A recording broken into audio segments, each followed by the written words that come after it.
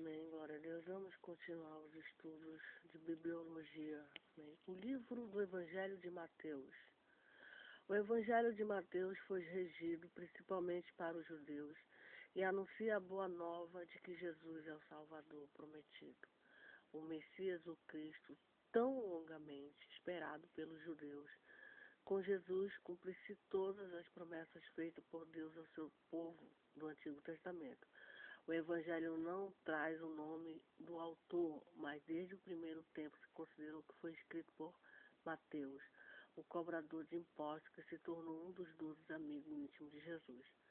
Se não escreveu todo o Evangelho, é pelo menos quase certamente o autor da coleção de discursos de Jesus, incluindo a obra.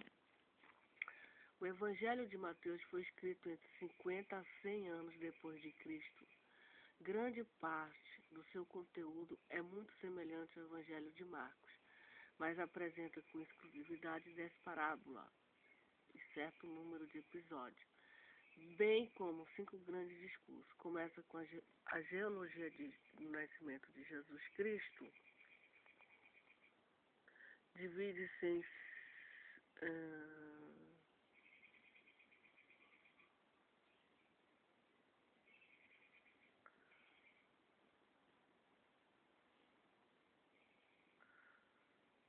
capítulo 1, 2, a seguir descreve a obra de João Batista, o batismo de João, o batismo de Jesus e o tempo de tentação, passado por Jesus no deserto, capítulo 3, 4. Grande parte do Evangelho é dedicada à pregação, ao ensinamento e às curas operadoras por Jesus na Galileia, mantendo-no apresentado com grande mestre, que tem muitas coisas a dizer sobre o reino de Deus, sobre o seu reino no mundo, capítulo 4, 14 e 18. O ensinamento de Jesus divide-se em 5 grandes seções, capítulo 5, 7. O Sermão da Montanha, que responde a muitas perguntas sobre o reino, constitui a base do ensinamento moral de Jesus, capítulo 10. Instruções dadas por Jesus aos 12, antes de enviá-lo em missão, capítulo 3. Parábola sobre o reino, capítulo 18. Jesus explica o que significa segui-lo, capítulo 24 e 25. A palavra de Jesus sobre a queda de Jerusalém, o fim desta era, o advento de nova era. Depois Mateus descreve a viagem de Jesus da Galileia a Jerusalém, capítulo 19 e 20. E os acontecimentos da última semana naquela cidade.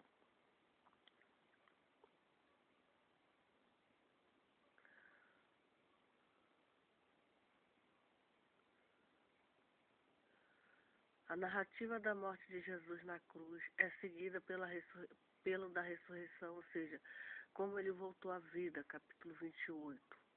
O livro do Evangelho de Marco. O Evangelho de Marco, o segundo dos 4 evangelhos que conta a vida de Jesus, mas provavelmente o primeiro em ordem cronológica, é evangelho de ação cheio de vida, que se concentra sobre o que Jesus fez e os lugares onde andou, e não tanto sobre o que ele disse e pensou.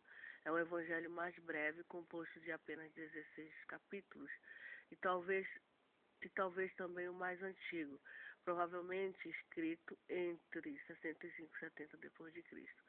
Os escritores dos primeiros séculos do cristianismo afirmam que é obra de João Marcos, com base no que ele ouviria do apóstolo Pedro. O nome de João Marcos ocorre frequentemente nos Atos e nas cartas do Novo Testamento. Tomou parte da primeira viagem missionária de Paulo e mais tarde esteve com Pedro. Após a curta introdução dedicada a João Batista, o batismo e as tentações de Jesus. Os primeiros 9 capítulos ocupam-se das curas e do ensinamento de Jesus na Galileia. Marco mostra como os discípulos começaram gradativamente a compreender melhor o Mestre, enquanto os seus inimigos se tornavam cada vez mais hostis. Capítulo 11 e 15. Descreve a última semana de Jesus em Jerusalém e são seguidos pela narrativa na sua ressurreição, capítulo 16. O livro de Evangelho de Lucas. O Evangelho de Lucas, a terceira das 4 narrativas da vida de Jesus, é o mais minucioso de todos. A história do crescimento e da difusão do cristianismo após o retorno de Jesus ao céu, o mesmo autor a continua no livro dos Atos, Os 2 livros foram dedicados a um funcionário romano em nome de Teófilo. O autor do Evangelho procura informar-se bem sobre a história, os fatos, expõe o que aconteceu na Palestina durante a vida de Jesus. A tradição afirma que toda a obra foi escrita por Lucas, o médico que acompanhou Paulo em algumas de suas viagens. Começa com a história do nascimento e da infância de João Batista e de Jesus, capítulo 1, 2, dando muitas informações que se encontram só neste Evangelho. O capítulo 3, 9 refere-se ao batismo e às tentações de Jesus, bem como a pregação e seus ensinamentos na Galileia. A viagem de Jesus da Galileia a Jerusalém, capítulo ocupa-se 9:51, 19:46. Algumas parábolas de Jesus incluídas nesta parte são exclusivas de Lucas, como a do bom samaritano, a do filho pródigo e a do rico e sensato. A última semana de Jesus em Jerusalém é narrada de 9:47 a 23. Finalmente, o capítulo 24 conta como Jesus ressuscitou e voltou ao céu.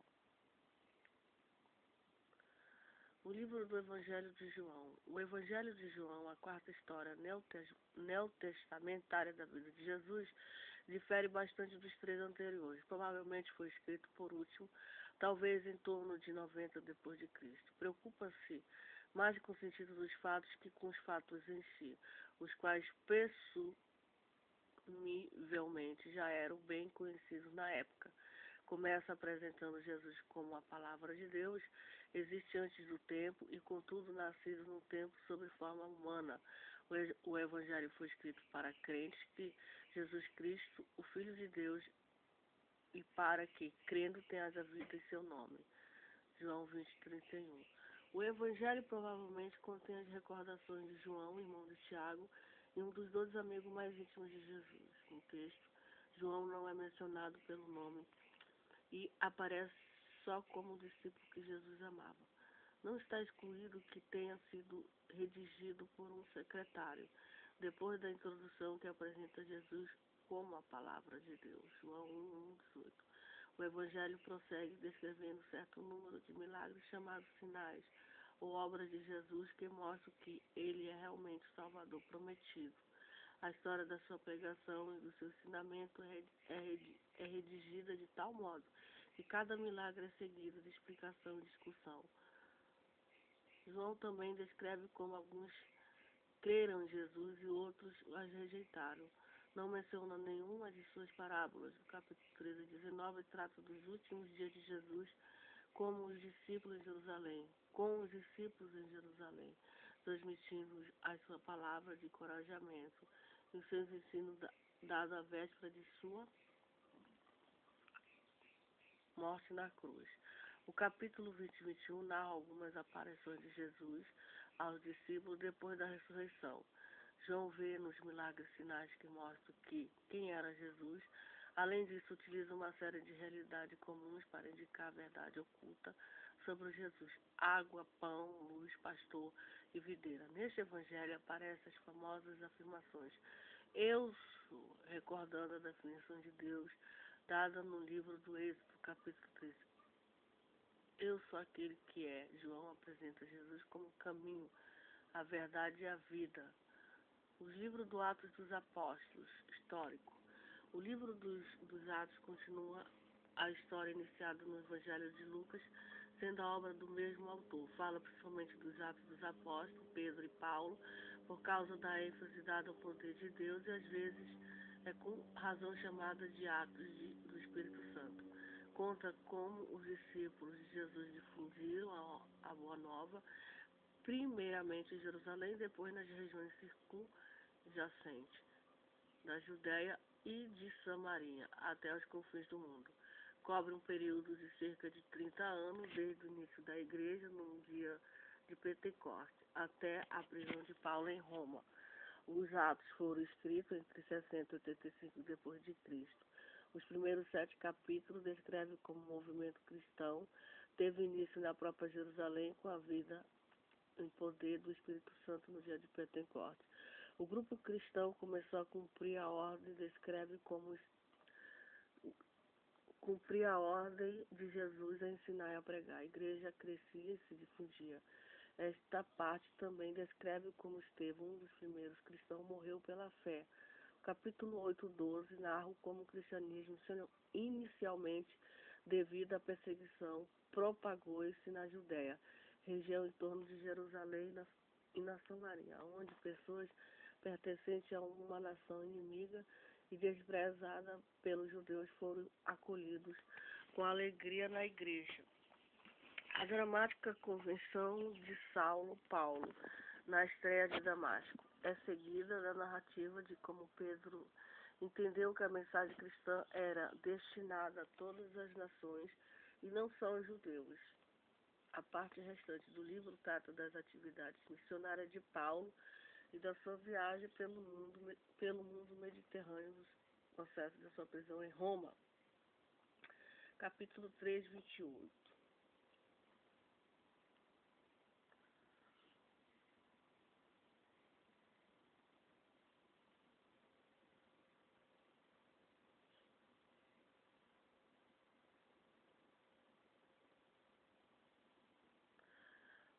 A Epístola Paulina.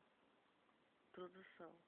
A Epístola Paulina foi o primeiro escrito do Novo Testamento. São 13 epístolas na sua totalidade, de Romanos e Filemão. As mesmas foram escritas entre 52 e 67 depois de Cristo, pela ordem cronológica.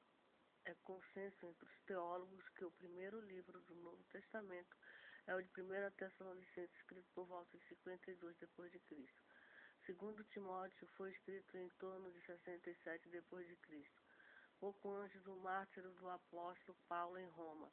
Essa epístola foram também as primeiras aceitas como canônicas.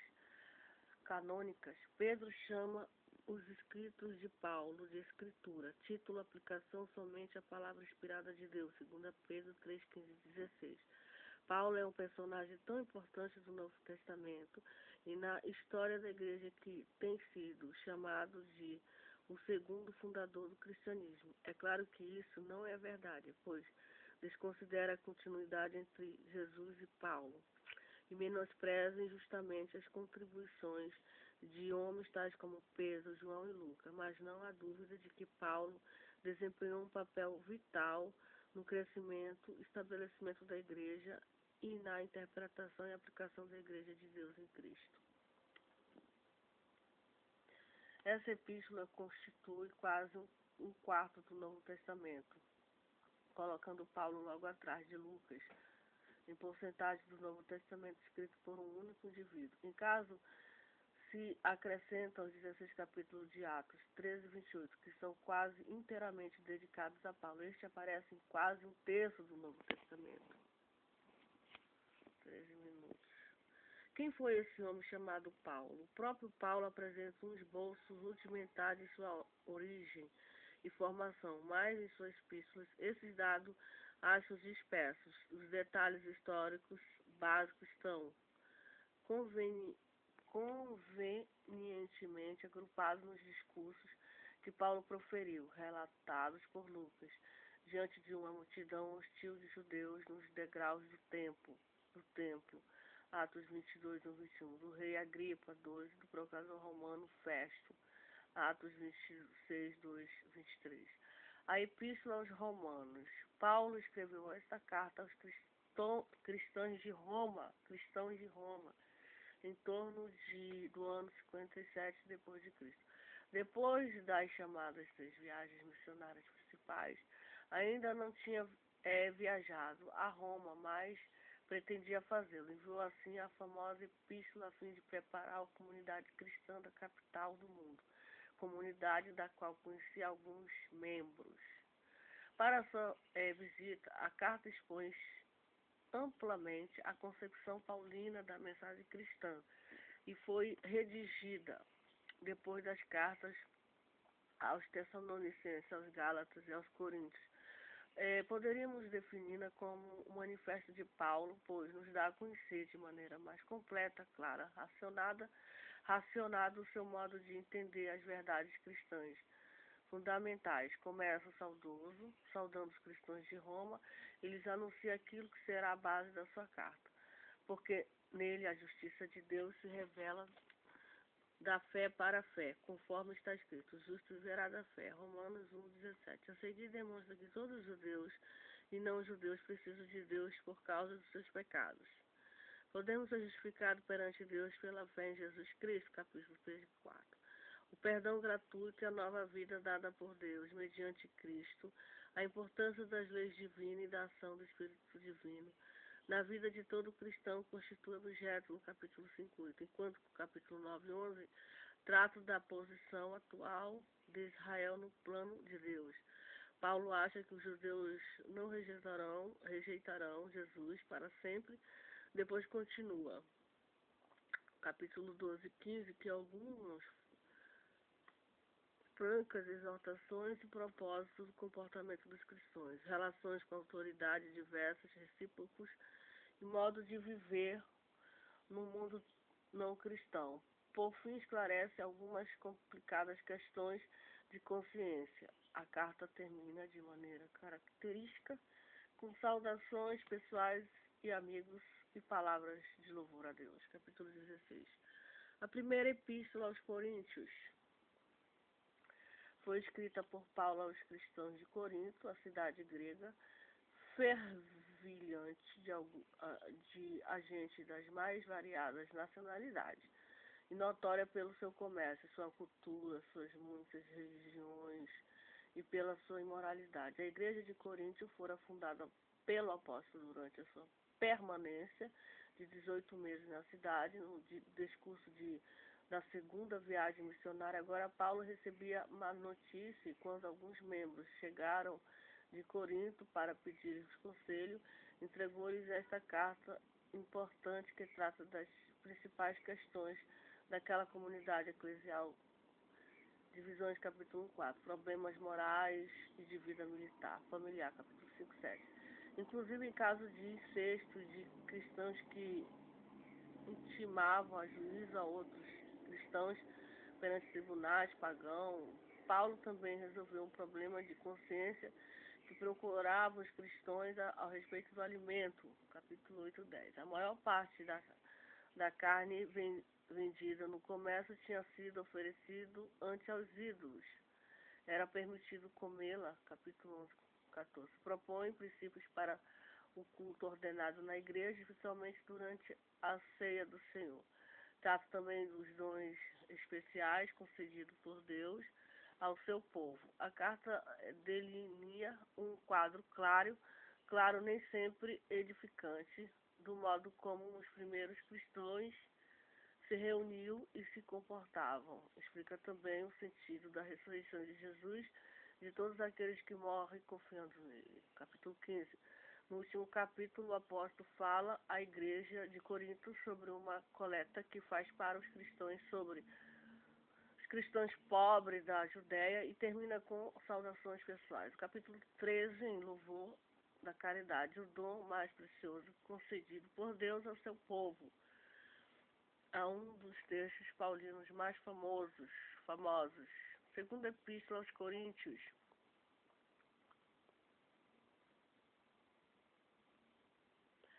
Paulo ditou-se há cerca de um ano depois da primeira, em torno de 56 depois de Cristo, no momento que as relações entre ele e a igreja de Corinto tinham chegado a ponto crítico. Durante aquele ano, alguns cristãos daquela comunidade tinham atacado duramente e ao que parece, Paulo lhe dizia curta vista. A carta mostra o seu grande desejo de estar bem com esta igreja. Capítulo 7. Recorda a história das suas relações com a comunidade de Corinto, explica o sentido das palavras severas usadas anteriormente, manifesta sua gratidão pelas mudanças verificadas e propõe fazer a terceira visita mais tranquila. A seguir, pede aos destinatários que demonstrem generosidade para os necessitados dos cristãos na Judéia, capítulo 8, 9. No capítulo final 10, 3, Paulo defende com ardor seu título de apóstolo. Numerosos cristãos da cidade tinham questionado o seu direito e este título. Esta carta, com suas efusões, às vezes tempestuosa, outras vezes indelicas, e demais pessoas de Paulo. Nela deixa transparecer todo o seu amor e preocupação pela igreja e revela seu sofrimento e fé inabalável.